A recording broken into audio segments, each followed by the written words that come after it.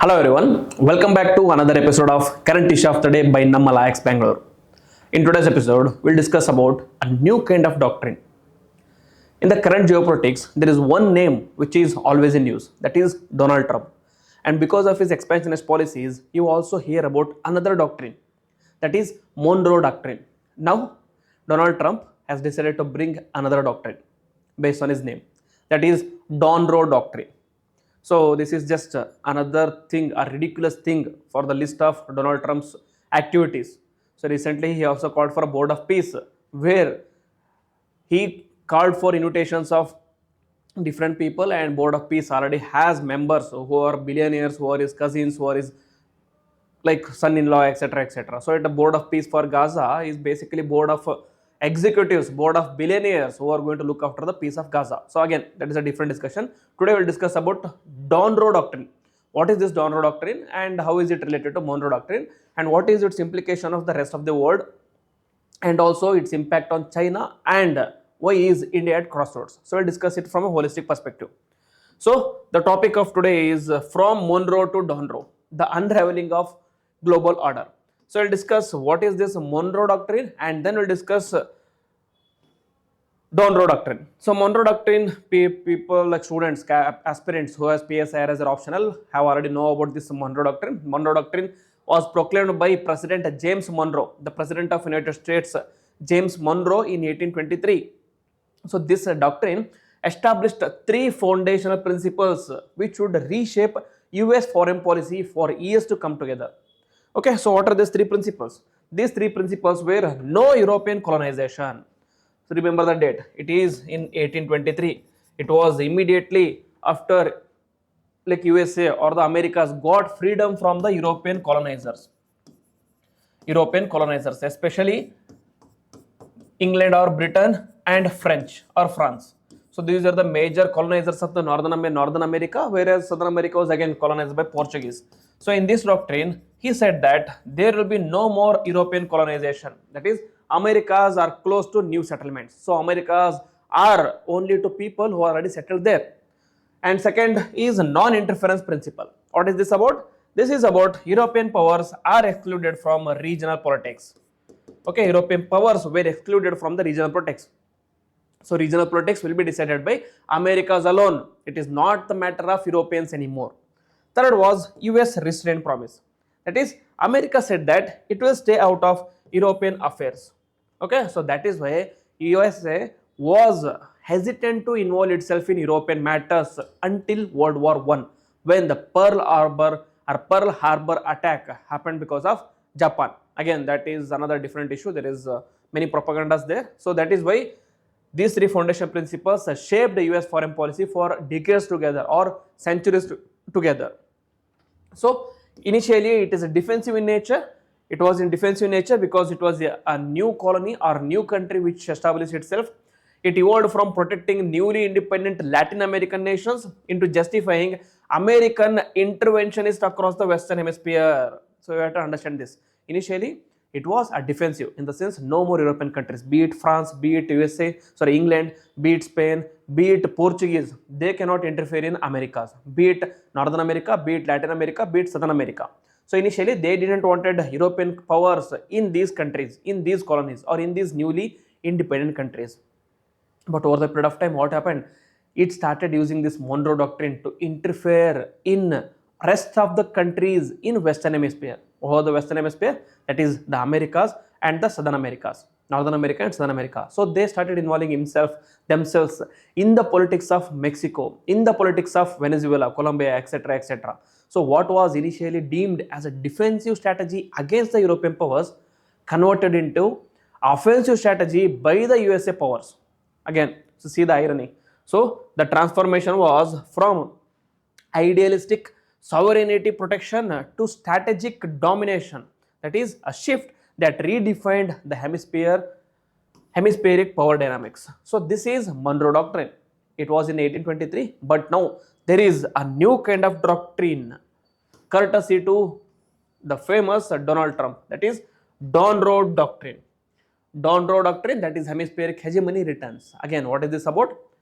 In 2026, the abduction of Venezuelan President Nicolas Maduro marks a watershed moment, not just for the Venezuelan country, but also for the entire architecture of the international sovereignty. Not just Western Hemisphere anymore, it is for rest of the world as well. So, the attack on Venezuela was justified by USA, justified especially by Trump, based on these three principles. That is security imperative. He says that this action, that is attacking Venezuela, attacking a sovereign country, and taking their president as a hostage, is justified as a protecting hemispheric stability. He says that we are protecting hemispheric stability. As a result, we focused on capturing the Venezuelan president. And second is containment strategy. He says that denying China and Russia access to the America. So if we keep the vacuum open, it will allow the rest of the powers from the world, especially China and Russia, to grab this vacuum. So they don't want to allow these two powers in the Western Hemisphere. Again, these are all his propaganda only. Next is regional signal. He says that Cuba, Colombia, Mexico, even Greenland are now put on notice because of his expansionist strategy with respect to Venezuela. So Trump's November 2025 national security strategy. Does India have a national security strategy? No. Does India need a national security strategy? Yes. So people who are attending interview, be careful about this one. Strategy explicitly reasserts America's role as security guarantor whilst rejecting multilateral constraints. This is unilateralism dressed as a protective doctrine. So in the name of protective doctrine, you are promoting unilateralism instead of the multipolar world that is required at the moment. So why the doctrine shatters the global norms? Why the doctrine shatters the global norm? Because the international response is very critical of this particular move. The global community's muted reaction to Maduro's abduction reveals more than just diplomatic caution. It exposes terminal weaknesses post the 1945 sovereignty norms. So what was 1945 year? It was the year when United Nations were set up. So previously the League of Nations was converted into United Nations and it was set up in 1945. So the one of the chief principle of United Nations was sovereignty, that is protecting the sovereignty of different countries. But post that, no country in the world has been able to stand up to USS's hegemony, barring USSR for the period of Cold War. Okay, when the United States can extraterritorially seize a sitting head of the state with the minimal consequences, the foundations of international laws crumble here. So again, imagine the situation. If Russia had walked into Ukraine and taken the president Zelensky and brought him back to Russia, what would have been the criticism from Europe? They would have been crying all over the world. Every country would have been criticizing this move, but that is not the case with respect to USA. People are muted. People are afraid of voicing their opinion against USA.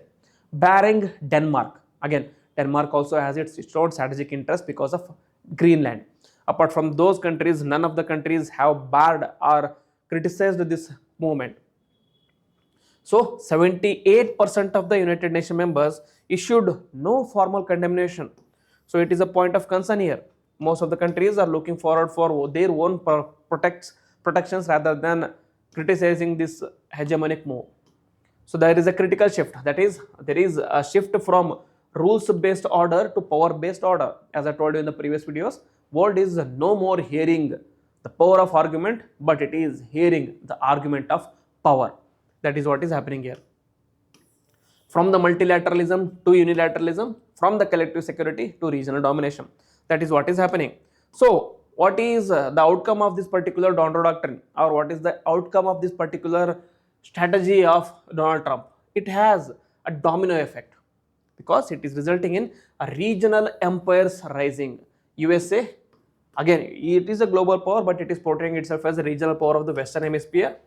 There are other countries, other regions are also coming into their own fora, such as America's hemisphere assertion sends an unmistakable message to other powers.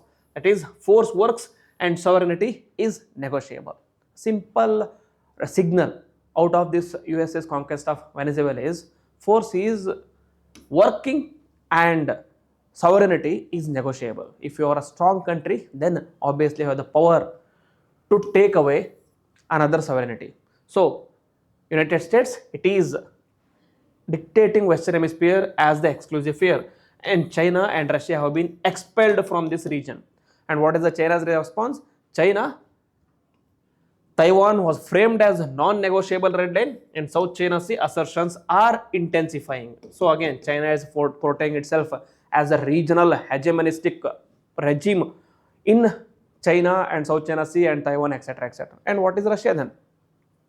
Russia's calculation is post-Soviet space reimagined as a security buffer requiring control. So again, they are also looking for opportunities to revive that USSR regime.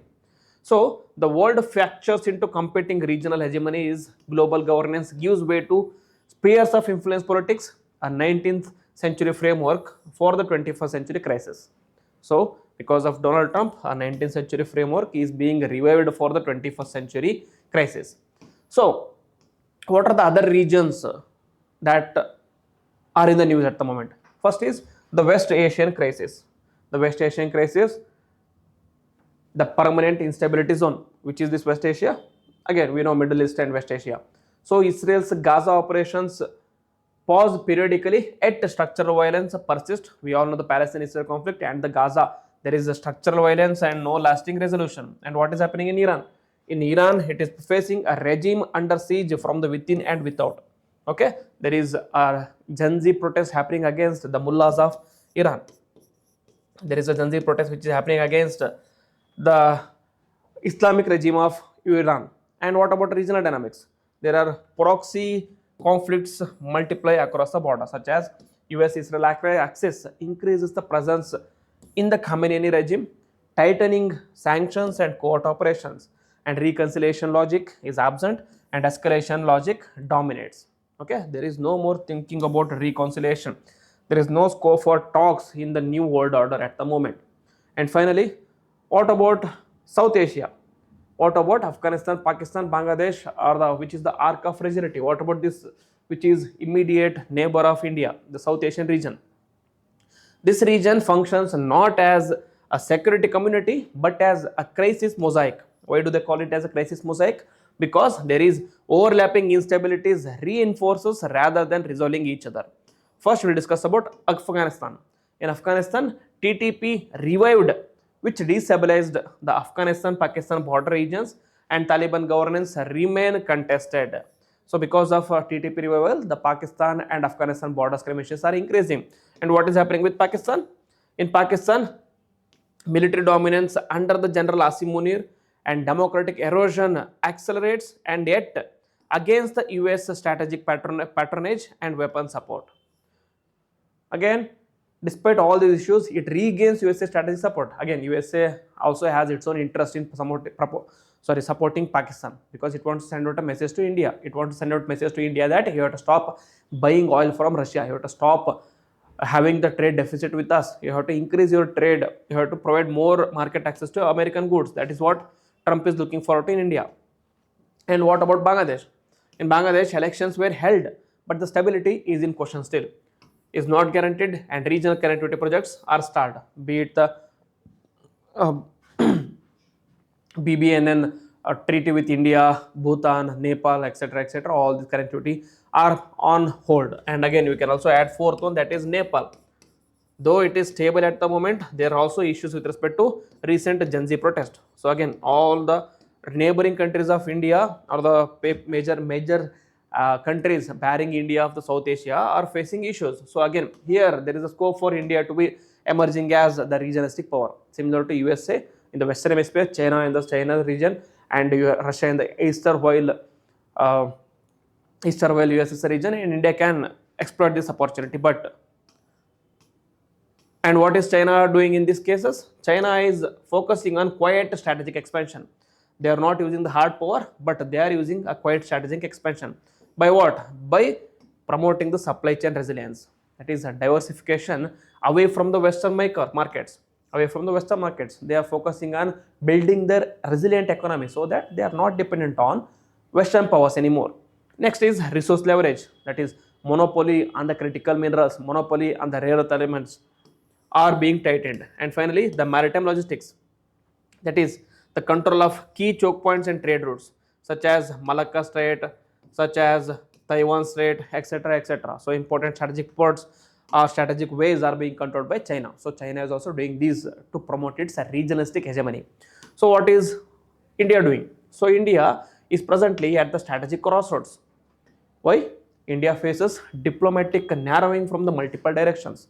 It is criticized for Russian oil imports and sidelined by USA-Pakistan warning and reduced leverage in West Asia.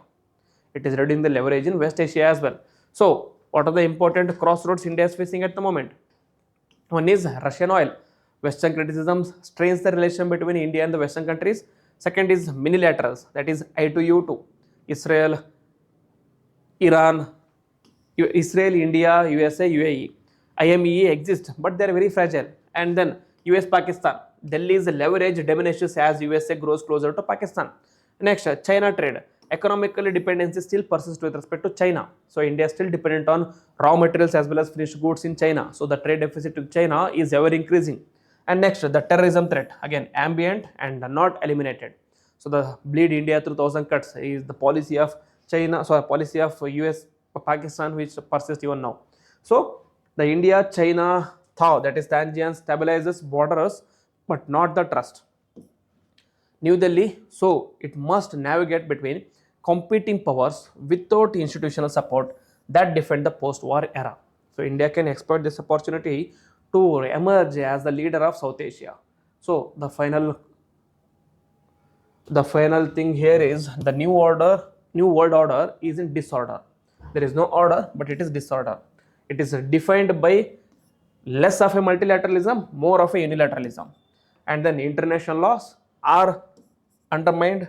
Next, collective security is being used as a strategy for expansionist policies, and regional dominance seen through USA, China, and power politics. Power is more important rather than the sovereignty and the laws. So the Donroe doctrine isn't an aberration, it is a template. It is not just USA which is following this, it is also other countries that are trying to emulate it. As legitimacy gives way to coercion and the global institutions yield to regional doctrines, we witness not the reform of the world order, but its replacement altogether. So hopefully common sense prevails and this Donroe doctrine stops before it expands to other regions as well. So this is about Donroe doctrine. I think I covered this holistically. All the points from history, current affairs and different regions I have covered it, especially with respect to India as well. So if you like this video, if you like the effort, then please hit the like button, comment on it and also share with your friends. And if you are new to the channel, please subscribe to the channel and click on the bell icon so that you don't miss a notification. With this, I will end the video. Jai Hind, Jai Karnataka.